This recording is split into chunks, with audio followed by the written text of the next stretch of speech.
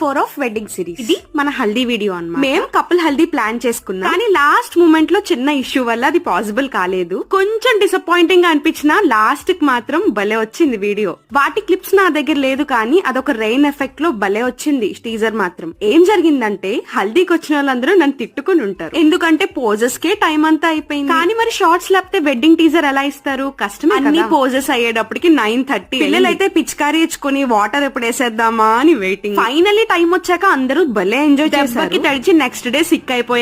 హల్దీ అంటే ఆ మాత్రం చెయ్యాలి కదా. ఒక రీల్ కూడా చేసాం, మీరే చూడండి. జరగండి